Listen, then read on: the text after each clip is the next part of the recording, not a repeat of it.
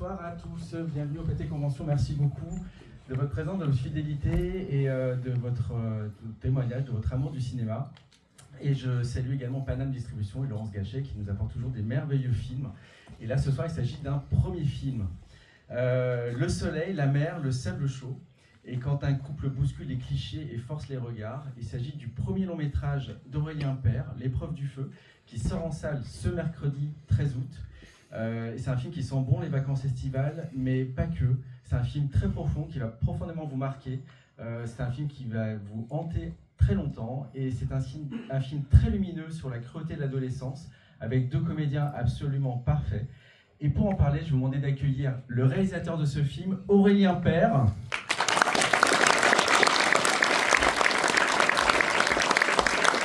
Est venu accompagné de ses deux comédiens principaux, Félix Lefebvre et Anya Verderosa.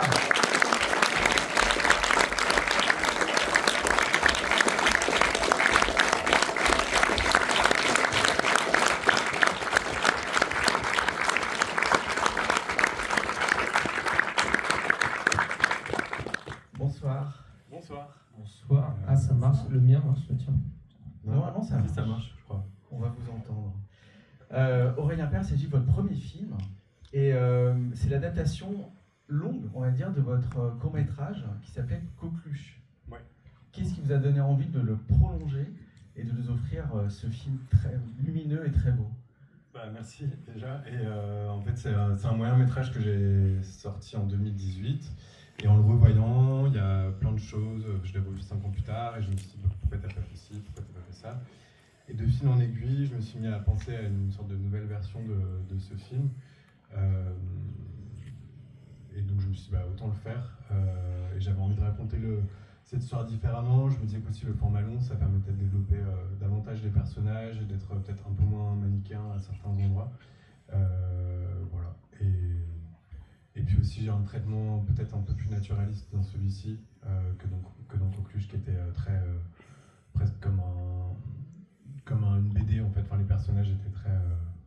C'est vraiment une comédie. Voilà.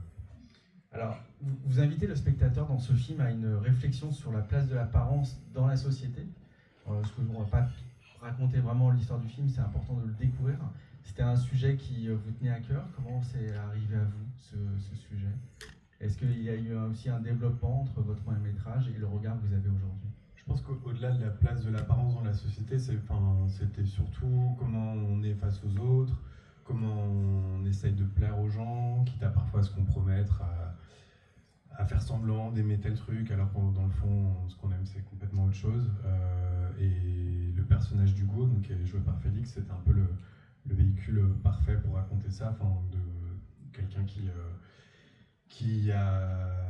Enfin, je ne vais pas spoiler le film, mais qui en gros a 20 ans et arrive sur une île en ayant beaucoup changé et avec un désir de se reconstruire une nouvelle identité, et qui du coup est un peu comme une pâte à modeler qui se façonne au contact des uns et des autres, et qui finit par se compromettre pour juste plaire aux gens.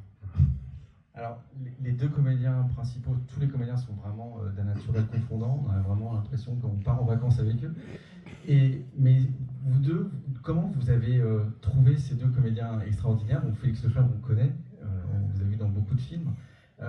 Mais au départ, ce qui est très surprenant dans le film, c'est qu'on a l'impression que ce couple est mal assorti. Comment vous les avez trouvés?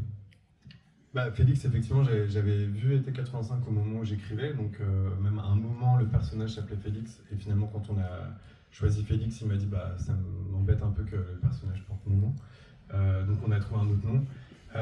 Et Anja, en fait, ça a duré plus d'1 an pour le casting de Queen. On a vu, je pense, environ 400 comédiennes pour le rôle, et on trouvait personne qui arrivait à avoir un peu toutes les qualités de Queen. Enfin, je ne veux pas en dire trop parce que vous n'avez pas vu le film, mais c'est un personnage qui passe par plein de phases émotionnelles et qui au début peut apparaître d'une certaine façon, et qui de fil en aiguille on découvre qu'elle a peut-être plus de profondeur que ce qu'on imagine au départ.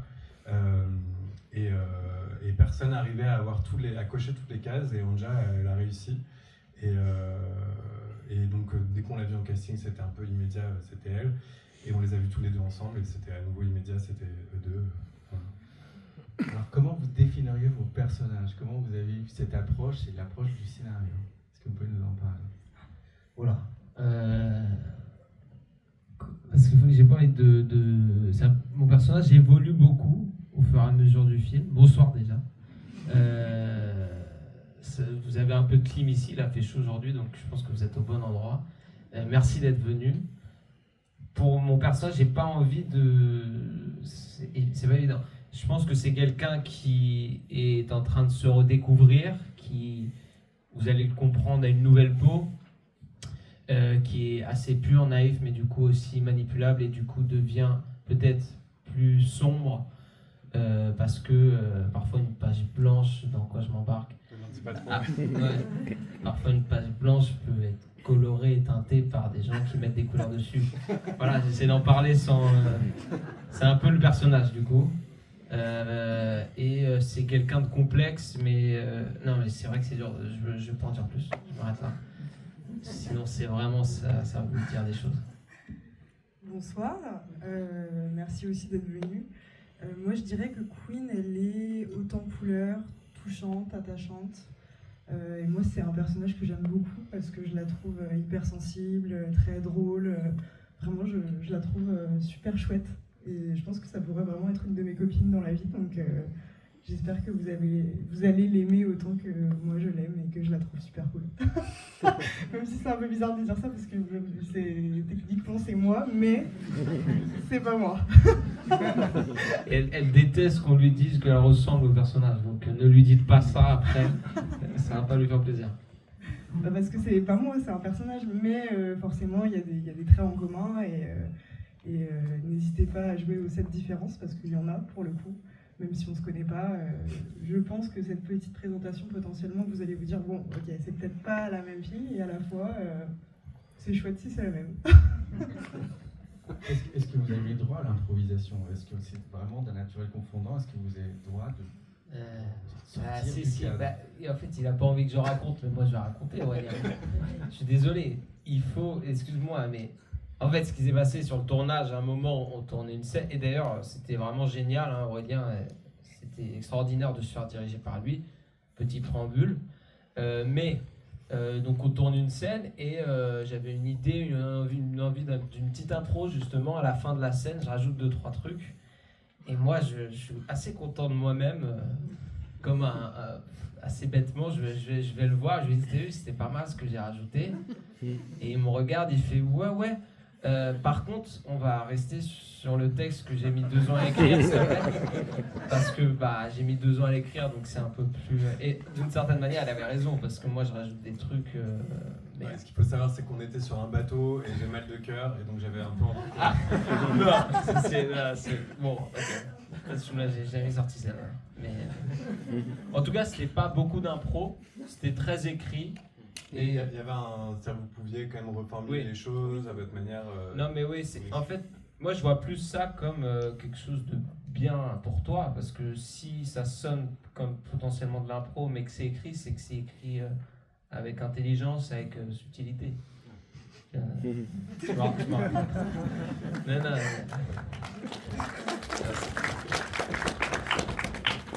Mais assez peu d'impro en tout cas.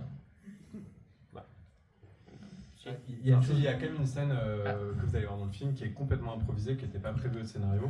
Ah oui, qui est une scène sur un bateau, justement, encore une fois, de chansons. Donc ça, c'est un truc qu'on a décidé le matin, on était en bateau, on s'est dit, faisons une scène là, et il y avait une des comédiennes qui chantait dans un coin, on s'est dit, elle chante, c'est hyper beau sa chanson. Donc voilà, elle s'appelle Marie Bucca d'ailleurs, et vous allez voir, c'est très chouette. Enfin, moi je trouve très chouette. Et la BO du film, c'est Maud Geoffrey qui est vraiment magnifique. La BO du film. Il y a une chose aussi qu'on peut dire, sans dévoiler l'histoire, mais il n'y a pas d'adultes. C'était écrit dès le départ, c'était une volonté. Justement, dans Focus, il y avait des adultes, et je trouvais que le regard des adultes sur le personnage de la jeune femme qui va rejoindre son copain, c'était un peu trop tout joué d'avance. Parce que c'est un film qui parle de rapport de classe sociale, et je trouvais que les adultes, ça enfonçait trop le clou. Et par ailleurs, j'avais envie de aussi montrer des jeunes un peu lâchés entre eux sur une île, qui ont les maisons des parents, c'est les premières vacances où ils sont sans parents, parce que ils ont 18-19 ans, et je voulais raconter les parents à travers les maisons. Voilà. Mais effectivement, il n'y a pas d'adultes, même s'ils sont souvent évoqués dans le film. Il y a quand même beaucoup un rapport aux parents dans le film. Mais... On peut dire sur quelle île il s'agit? Vous avez... Non, parce que on peut le dire si vous voulez aller en vacances. Si ça vous donne envie d'aller en vacances, je vous le dis. Mais c'est pas l'île du film. L'île du film, c'est une île qui n'existe pas. Mais sinon, c'est tourné en Moutier. Le titre du film, L'épreuve du feu. Ah, le titre de l'île, peut-être? Ah, Non. de l'île? Non, du film. Ah oui, pourquoi le titre, pardon. Ah oui, pourquoi le titre? Le titre, c'est l'épreuve du feu, c'est le test ultime en un sens. Et donc, ça, vous allez voir le film. En gros, c'est des vacances qui sont hyper importantes pour Hugo. C'est ses premières vacances avec une fille, c'est ses premières vacances après avoir changé beaucoup physiquement. Et donc, c'est à la fois l'épreuve du feu de leur couple et puis son épreuve du feu à lui en tant que jeune homme de 19 ans qui découvre le monde, la vie, ouais. Et l'amour. Eh ben je crois qu'on va vous laisser découvrir le film.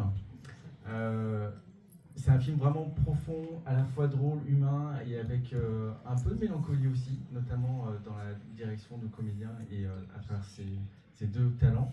Vraiment bravo parce que c'est un premier film qui est extrêmement maîtrisé et vivement la suite. Et bravo à vous deux. Et puis on parle de vous comme une révélation majuscule. C'est vrai. Félicitations. Et Félix Lefebvre, voilà. Revenez quand vous voulez. Merci pour cette ode à rester soi-même. Voilà. Merci beaucoup. Bonne découverte. Merci. Le film sort mercredi en salle. Donc quand les gens sont en vacances globalement, mais tout le monde n'a pas les sous pour payer des billets d'avion, on n'a pas forcément envie de polluer aussi. Donc, si vous avez envie d'aller en salle, n'hésitez pas à en parler autour de vous, d'aller voir le film. Si vous avez aimé aussi, à le noter sur Letterboxd. Anja lit ou Allociné aussi. Anja lit toutes les revues de toute façon. Vous pouvez même lui écrire des messages et elle répond. Et même venir chez elle et elle vous fait à manger. Donc, bon film. Bonne